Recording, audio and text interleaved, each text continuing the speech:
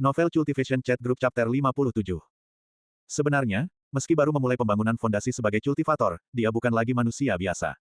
Setelah mengonsumsi body tempering liquid 2 kali, dan berlatih Vajra Foundation Building Fist Technique dan True Self Meditation Scripture, Song Suhang tidak hanya lebih kuat secara fisik, bahkan kemampuan minumnya menjadi jauh lebih baik. Dulu, paling-paling dia bisa menyaingi Gao Momo, tapi hari ini, dia berhasil memabukkan baik Lin Tubo maupun Liang De. Setelah membuat kedua orang ini mabuk, Song Suhang merasa kepalanya sangat jernih, anggota tubuh dan pikirannya lincah. Seolah-olah yang dia minum bukan 1,5 kardus alkohol, melainkan segelas air putih. Dia memindahkan ketiga temannya yang mabuk ke tempat tidur. Lalu, Song Suhang berkumur, dan kembali ke asrama, dia tidak punya hobi berdesak-desakan di tempat tidur dengan 3 orang mabuk. Dia terus berjalan dan berjalan, tanpa sadar, dia telah tiba lagi di gang-gang berantakan di Jalan Auspicious. Kali ini seharusnya aku tidak akan bertemu gadis muda yang terdesak ke dinding lagi, kan? Soalnya, aku sudah menemuinya sekali siang tadi.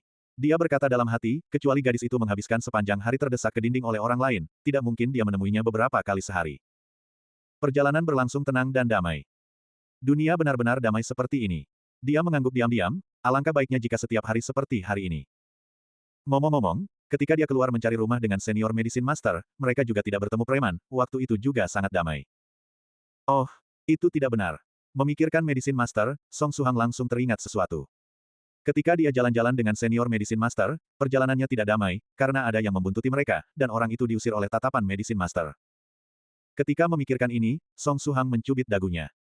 Beberapa saat kemudian, dia berbalik dengan tajam dengan tatapan tajam, keluarlah, kau sudah mengikutiku diam-diam cukup lama, bukan? Atau apakah aku harus menangkapmu sendiri? Song Suhang hanya punya dorongan tiba-tiba untuk melakukan ini. Sejujurnya, sebagai seseorang yang baru memulai pembangunan fondasi, meskipun penglihatan Song Suhang dan 4 indera lainnya jauh lebih sensitif daripada orang biasa, dia masih benar-benar pemula tanpa pengalaman berlimpah dalam berurusan dengan musuh. Dia tidak bisa tahu apakah ada yang benar-benar membuntutinya. Jadi dia mencoba menggertak. Jika tidak ada orang, tidak apa-apa, karena itu berarti tidak ada yang akan memperhatikan tindakan memalukannya. Jika ada yang benar-benar tertipu olehnya, maka masalah ini akhirnya bisa diselesaikan. Pada saat yang sama, Song Suhang diam-diam membuka halaman panggilan ponselnya, dan mengetuk nomor yang sebelumnya digunakan medicine master untuk meneleponnya. Dengan cara ini, jika sesuatu yang buruk terjadi, dia bisa langsung memanggil medicine master untuk bantuan. Meskipun akan memalukan, tapi jika nyawanya dalam bahaya, sesuatu seperti muka bisa dilempar sejauh yang diperlukan. Tatapan Song Suhang tetap tertuju ke belakangnya. Beberapa saat kemudian, sosok seseorang benar-benar muncul dari sudut. Luar biasa, aku menyembunyikan diri dengan sangat baik, tapi kau masih berhasil menyadari keberadaanku. Sosok itu setinggi 2 meter, adalah seorang pria dengan tubuh berotot. Dia memiliki kepala botak yang garang, yang bisa memberi banyak tekanan pada orang. Tapi, anehnya, orang ini sebenarnya memberi Song Suhang kesan hangat. Benar, meski kepalanya dicukur botak, dan otot-otot kekar yang akan membuat orang lain merasa tertekan, fitur wajah orang ini memberi kesan bahwa dia jujur dan imut.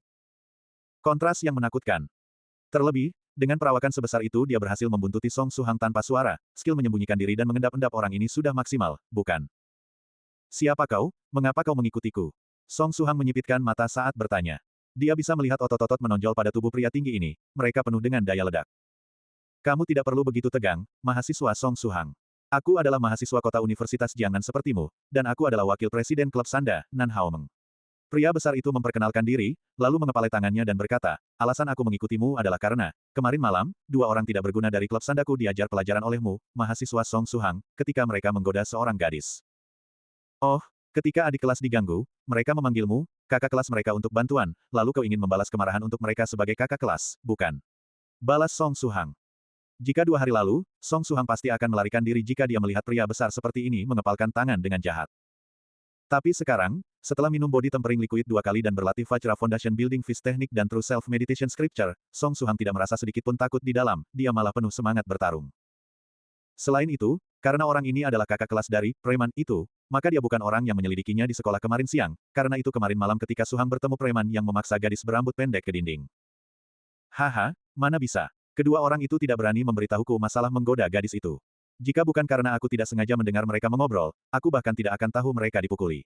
Orang-orang tidak berguna itu, meski bergaul dengan preman, aku tidak pernah menyangka mereka benar-benar akan menggoda seorang gadis muda yang bahkan tidak punya kekuatan untuk mengikat ayam.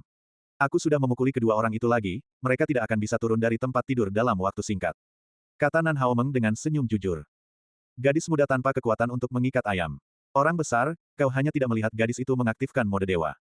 Jika kau melihat bagaimana gadis muda itu menjatuhkan 11 preman dalam 10 detik, kau tidak akan menggambarkan gadis muda itu dengan tanpa kekuatan untuk mengikat ayam. Lalu untuk apa kau membuntutiku? Kata Song Suhang dengan tegas. Yah, aku dengar dari dua orang tidak berguna itu bahwa mahasiswa Suhang sangat kuat. Jadi aku ingin melihat sendiri. Nan Haomeng mempertahankan senyum jujur itu, dia dilahirkan kuat, dia tidak hanya lebih besar, kekuatannya juga 2 kali lipat dari pria sekurannya. Dalam klub Sanda, dia sudah menjadi ahli yang kesepian. Oleh karena itu, ketika Nan Haomeng mendengar bahwa ada yang bisa mengangkat bawahannya dengan satu tangan, nalurinya mengatakan bahwa dia telah menemukan lawan yang baik. Jadi dia diam-diam membuntuti Suhang. Sekarang, ketika dia bertemu Song Suhang sendiri, ini menegaskan kembali pikirannya, orang ini tampak lebih pendek dan kurus daripada banyak juniornya, tapi dia seorang ahli. Tentu, kamu mungkin menganggap ini sebagai aku membela kehormatan yang dialami adik-adikku. Dengan begitu, kamu bisa melawanku dengan lebih bebas. Bagaimanapun, aku memang berpikir untuk membela adik-adikku. Nan Haomeng mengambil sikap, dengan kilatan di matanya. Dalam sekejap, dia berubah dari orang yang tidak berbahaya dan lugas menjadi binatang buas. Setelah mengoceh semua omong kosong itu, pada dasarnya kau hanya di sini untuk berkelahi, bukan? Tanya Song Suhang. Ya, aku hanya ingin berkelahi. Nan Haomeng menyeringai, selain itu. Aku mengoceh semua omong kosong itu karena kau. Sebenarnya aku adalah seseorang yang tidak terlalu suka bicara, aku lebih suka berbicara dengan tinjuku. Song Suhang. Kau bicara begitu banyak ketika tidak suka bicara. Jika kau tidak suka bicara, lalu siapa yang bisa diklasifikasikan sebagai cerewet? Aku datang. Nan Haomeng mengambil langkah besar ke depan untuk mendekati Suhang, tinju kanannya dilempar dalam garis lurus, dengan kekuatan dan kegagahan yang besar. Song Suhang tidak berani meremehkan tinju ini, dia baru memulai pembangunan fondasi hari ini, dan tidak bisa meremehkan pria besar yang belajar sanda ini. Lawan melepaskan pukulan lurus, jadi Song Suhang memutar pergelangan tangannya dan secara otomatis melepaskan Foundation Building Fist Technique 3. Dia membentuk tangannya seperti cakar, dan cakar itu menari seperti naga. Saat dia menekuk jari-jarinya, dia menggenggam pergelangan tangan Nan Haomeng dengan presisi yang tak tertandingi, pukulan lurus itu berhasil dihentikan dengan kuat, tidak bisa bergerak 1 inci pun ke depan. Nan Haomeng merasakan sakit dari pergelangan tangannya, jari-jari Song Suhang yang menggenggam pergelangan tangannya sekuat tang baja. Biasanya, untuk pria kecil seukuran Suhang, dia bisa melemparkannya dengan satu lengan. Tapi dia berjuang di bawah genggaman Song Suhang tanpa bisa bergerak sama sekali. Pada saat yang sama, Song Suhang sedikit mengerutkan kening. Betapa lemahnya. Lemah seperti sampah. Pria besar ini begitu besar, dan pukulannya tampak perkasa. Meski begitu, jumlah kekuatan yang terkandung dalam tinju orang ini memberi Suhang perasaan seperti menangkap pukulan anak kecil.